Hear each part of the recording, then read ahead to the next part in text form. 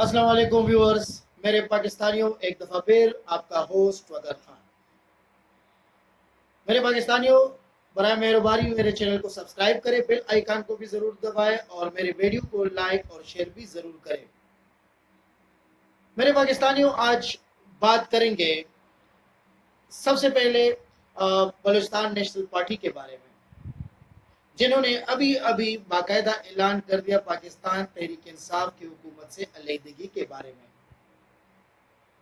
उनके कई गिले शिकवे थे और बकौल अख्तर मेंगल साहब के हमने काफ़ी कोशिश की, मुख्तलिफ औकात में इस हुकूमत को याद दहानी की कि जो जो वादे आपने किए थे वो अभी तक उसमें आप लोग निभाने में नाकाम हो। बकौल उसके शायद हुकूमत इसको सीरियस नहीं ले रही थी, तो लिहाजा उनके सेंट्रल एग्जीक्यूटिव कमेटी ने आज बाकायदा ऐलान कर दिया अभी थोड़ी देर पहले, और अख्तर मेंगल साहब ने उस अनाउंसमेंट को शेयर किया कौमी असम्बली के फ्लोर से कि वो उसकी पार्टी जो है पीटीआई हुकूमत से अलहदगी का बाकायदा ऐलान करते हैं। मेरे पाकिस्तानियों, अब देखना ये है कि हुकूमत को नुकसान कितना होता है। यकीनन नुकसान तो है, क्योंकि एक इत्तेहादी जब जाता है तो कई क्वेश्चन मार्क आ जाते हैं। दूसरी तरफ हमें ये देखना होगा कि ये जो गिले शिकवे आखिर क्यों है। ये गिले शिकवे पंजाब की तरफ से क्यों नहीं आते, ये गिले शिकवे सिंध की तरफ से क्यों नहीं आते। वहां पर फंक्शनल लीगे, यहाँ पर काफ लीगे कि हमारे साथ किए गए वादे पूरे नहीं किए गए। ऐसे लग रहा है ऐसे कि जैसे बलूचिस्तान में खुद कोई वहां पे मसला है। मसला क्या है? इंतजामी मसला लग रहा है। जैसे उन्होंने कहा कि इतना इतना पैसा गया, उसमें बलूचिस्तान को कोई हिस्सा नहीं मिला। तो मैं आपको ये बताऊं कि एनएफसी के जरिए जितना पैसा सूबों में जाता है, फिर वो सूबाई हुकूमतों का काम है कि मुख्तलिफ प्रोजेक्ट्स में उसको कैसे एडजस्ट किया जाता है। तो जहां पर इंतजामी कमजोरियां होती हैं या पार्टी के फ्लोर से जो कमजोरियां होती है कि वो उस तरह से फंड्स नहीं ले सकती हुकूमती पार्टी से, या उस तरह से जो है वो काम नहीं निकलवा सकती, तो ये कमजोरियां जो है बाज़ औक़ात पार्टियों में खुद भी होती है। और ये अभी का मसला नहीं है, बलूचिस्तान के साथ काफी अरसे से जो है वो चलते आ रहा है। कभी भी बलूचिस्तान में कोई भी इत्तेहादी पार्टी हुकूमत से खुश नहीं है। वो हमेशा ये शिकवे करते हैं कि बलूचिस्तान को कुछ मिलता नहीं है, या असल में मसला मुझे ये लग रहा है कि यहाँ पर जो इत्तेहादी होते हैं वो हुकूमती पार्टी से या जो रहनुमा पार्टी होती है उससे कुछ हासिल नहीं कर सकते। उनके पास ऐसा इंतजाम नहीं है, उनके पास ऐसे लोग नहीं है। तो मेरे ख्याल में जो बीएनपी का ये अपना फैसला है वो अपना फैसला कर सकते हैं, लेकिन लग ऐसे रहा है कि ठीक है इस्लामाबाद से भी कुछ ना कुछ मसाइल होंगे, लेकिन मुझे ये सूबाई इंतजामी और इस पार्टी के फ्लोर से जो काम करने वाले वर्कर्स है उनका आपस का इंतजामी मसला लग रहा है, जिससे ये वादे जो है वो वफा नहीं हो रहे। दूसरी तरफ अगर हम बात करते हैं हुकूमत को नुकसान कितना होगा, तो फिलहाल इमीडिएटली तो उनको कोई नुकसान एज सच नहीं है।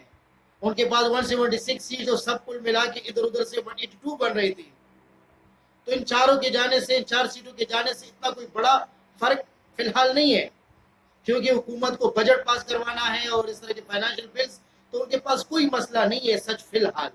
लेकिन आने वाले वक्तों में ये खतरे की घंटी हो सकती है। तो लिहाजा पाकिस्तान तहरीक इंसाफ की हुकूमत को भी कुछ अमली इक़दाम उठाने होंगे। जिस तरह एमक्यूएम गई थी और फिर वापस आई, तो मुझे लग रहा है, मेरा तज्ज़िया ये है कि शायद बलूचिस्तान नेशनल पार्टी भी कुछ दिनों के बाद, चाहे देर हो या सवेर हो, वो वापस आ जाएगी। अगली बात जो मैं आपके साथ शेयर करने जा रहा हूँ, आपको याद है कि 1964 में पाकिस्तान टेलीविजन की बुनियाद रखी गई थी, और जो पहला चेहरा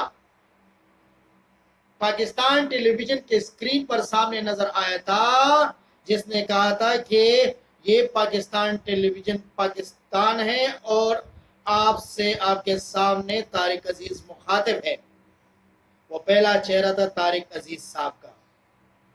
तारिक अजीज साहब का वो चेहरा जो पाकिस्तान टेलीविजन ने मुतारिफ करवाया था, और जो 40 साल तक मुसलसल फिर इसी टेलीविजन से नीलामगर और तारिक अजीज शो के नाम से प्रोग्राम भी चलाता आ रहा था।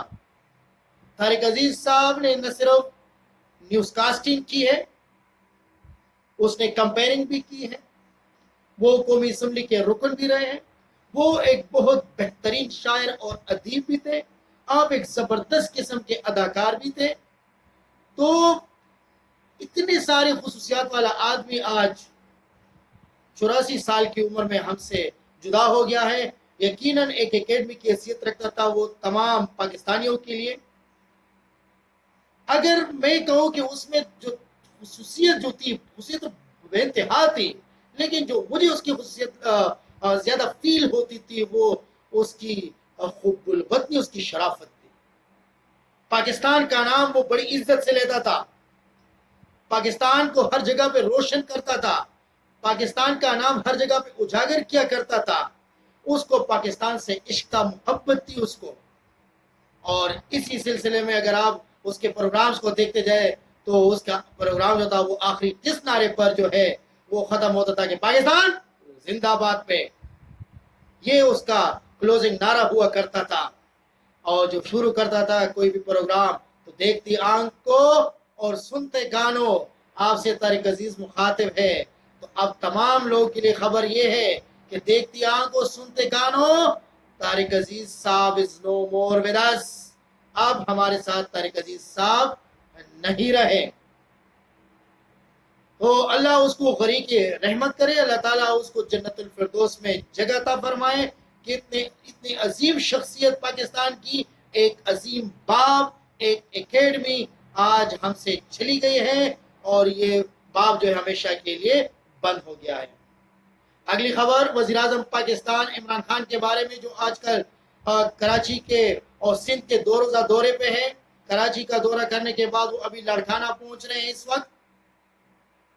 तो जैसे मुराद अली शाह वज़ीर सिंध ये कहता कि प्रोटोकॉल के तहत मुझ पर लाजिम है कि जब वज़ीर आज़म पाकिस्तान कराची आता हो तो मुझे उसके रिसेप्शन के लिए, उसके इस्तकबाल के लिए जाना जो है वो प्रोटोकॉल में लाजिम है। लेकिन दूसरी तरफ शिक पे शिकायत इतनी ज्यादा है कि हमसे वो मिलते नहीं है।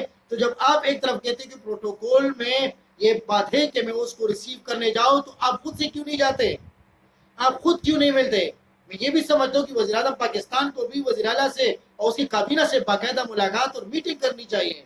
लेकिन दूसरी तरफ जब एक जगह पर मेहमान जाता है तो वहां के मेजबान को रिसीव भी करते हैं और उनकी खातिर मदारत भी करते हैं। तो इस इशू को भी सियासी बनाया जा रहा है। अब वो लड़काना जा रहा है, वहां पर जो है वो एहसास कफालत प्रोग्राम का बाकायदा आगाज करने जा रहा है।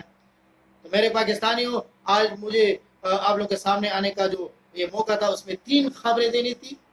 एक तो तारिक अजीज साहब की रहलत के बारे में कि आप जो है वो इस दुनिया से रुखसत हो गए हैं, और अगली बात जो अभी अभी हुई है, बलूचिस्तान नेशनल पार्टी ने जो पाकिस्तान तहरीक इंसाफ की हुकूमत से बतौर इत्तेहादी राहें जुदा कर ली है।